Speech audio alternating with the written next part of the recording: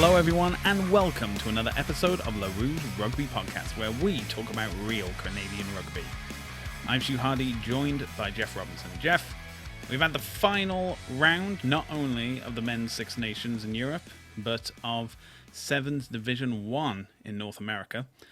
Following Vancouver, we go from one coast to another as it's the first ever New York Sevens. And, we had our thoughts about it last week, but, that's all in the past. Let's get focused on the actual results from the Canadian women. And if it was a bad start last week, it was an even worse one this time.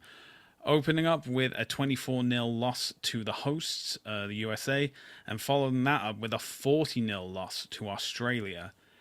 So 2 games and not even a single point on the board. Then concluding pool play with a 19-31 loss to Japan. Oh man, it's never going to be easy, but I would really appreciate it not being so hard. And we get into the knockout stages, and it's a bit more of the same. A 19-24 loss to France, which brings Canada into the 7th playoff position. And finally, they do get a win, 22-14 win over Great Britain. This means that Canada did finish 7th in New York City, but they finished 5th in the overall standings. And looking at the standings as they have been, it was clearly obvious that it was only ever going to be between New Zealand and Australia for the top spot for the women. And I believe New Zealand actually secured it based on their pool standings after the day one. That is Day 2 was actually correct. irrelevant to them. Yeah. Yeah, but as in, if you've already won, you may as well just add a bit of extra salt to the wound and just confirm it so everyone else knows. Yeah, Australia taking a well-deserved second place on 110 points, 8 points behind New Zealand, and then a whopping 24 points back with 86, and in bronze is the USA. 4th place goes to France on 78, 5th to Canada on 68. Fiji finished 6th with 64 points, tied with Japan, who are in 7th, and right at the bottom on only 36 points is Great Britain. When we were looking halfway through the Division 1, we were saying that it is basically Great Britain sitting firm on 8th, but it was only ever going to be between New Zealand and Australia. And as you mentioned, New Zealand secured that in the pool stage, so never really a concern. And for USA, France, Canada, that was only ever going to be a battle for bronze. And, USA having good results both last week and this week ensured that they made it through to that bronze and secured that.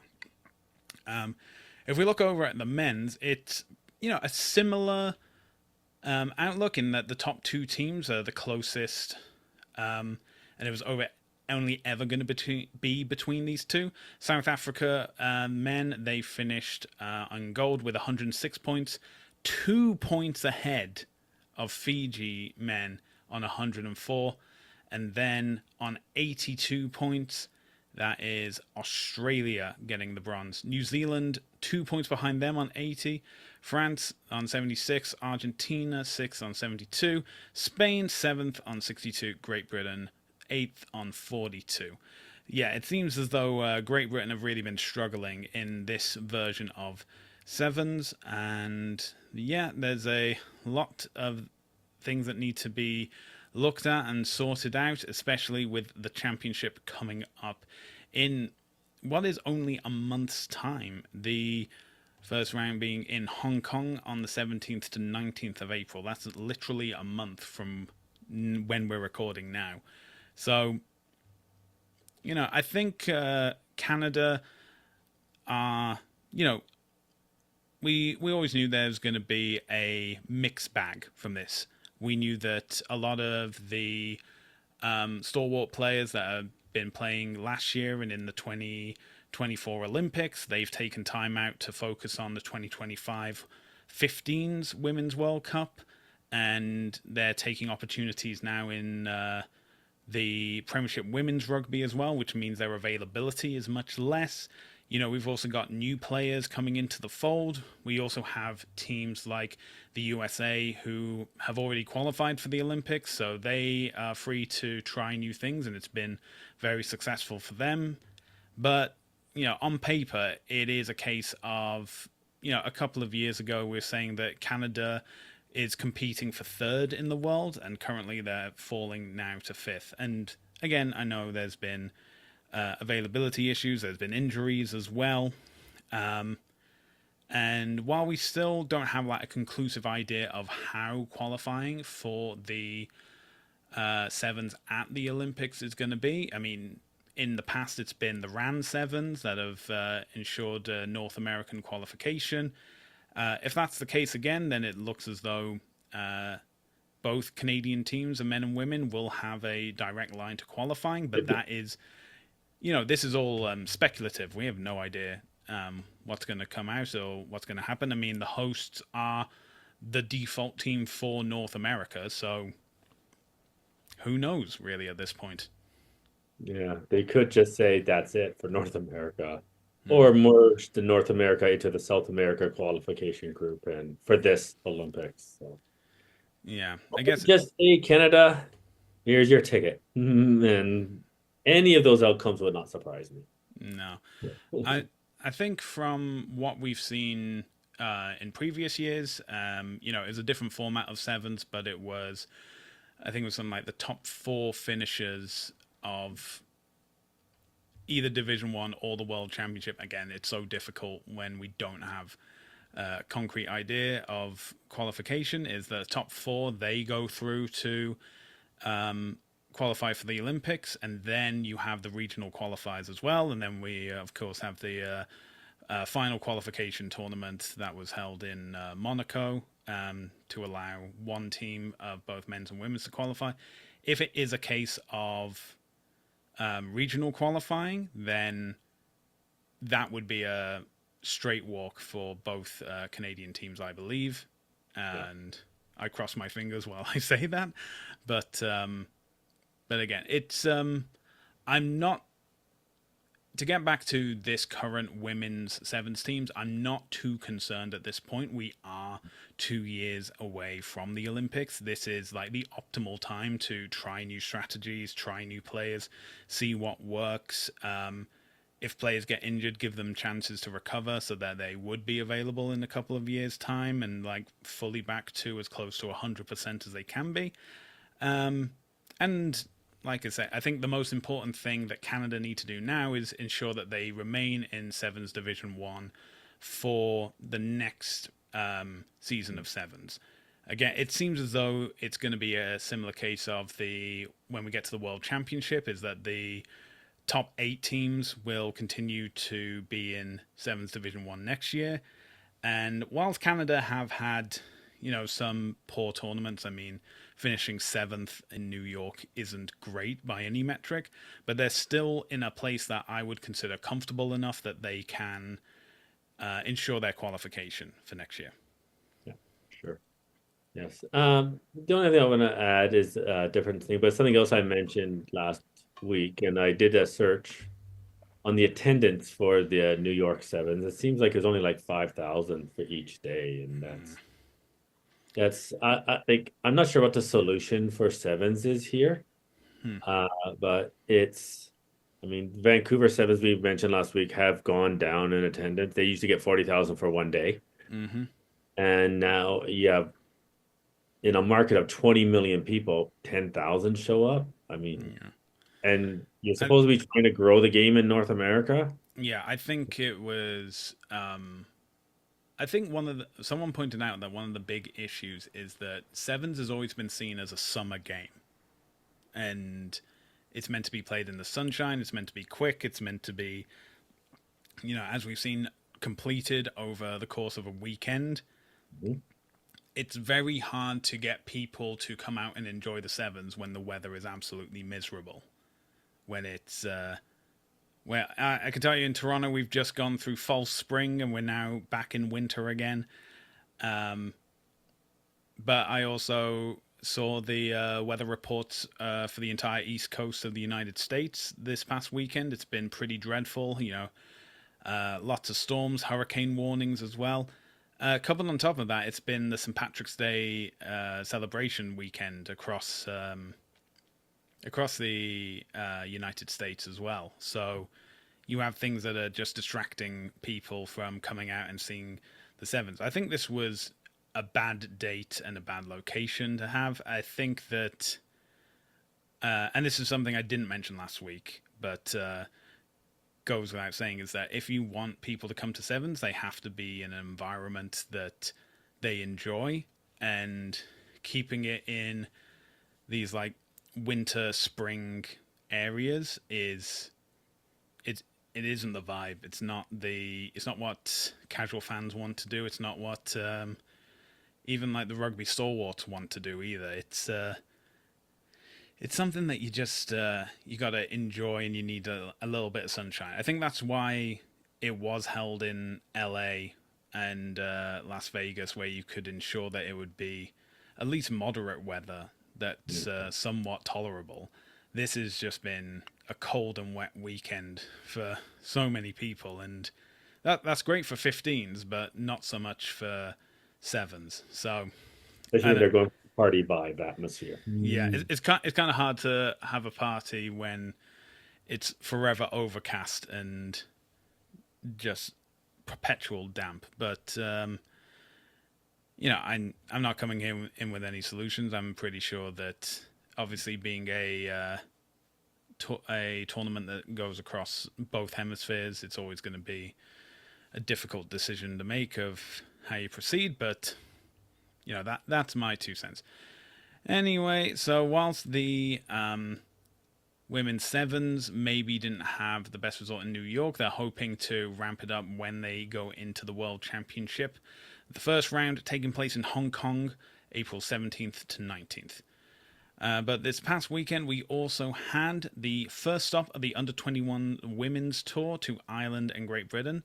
Starting off in Ireland, and what a great way to start the tour is with a victory. Canada 48, Ireland 24.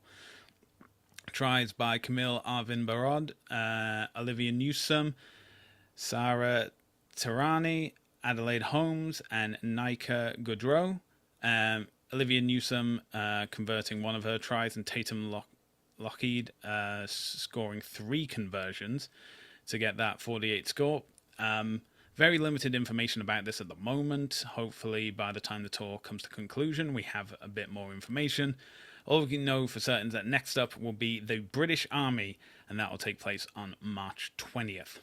Now, back to... Sorry? Not the real British Army. Not the real British Army. The British Army Under-21 Women. Yes. And that I believe is taking place in London, but definitely in Britain. So... when we have more information, we will let you know those results. Now back to North America, specifically Nova Scotia. Jeff, you had some news about the Atlantic Privateers. Well, they've released their squad, which I have quoted and posted on, I believe, on X, for their match against New England Free Jacks on March 28th. And there's going to be a couple notable Canadians in that squad, I should say. Justice Sears-Duru and Austin Clayton, who both forwards. They will be in the lineup. I'm not obviously sure if they're going to start or bench or just squad.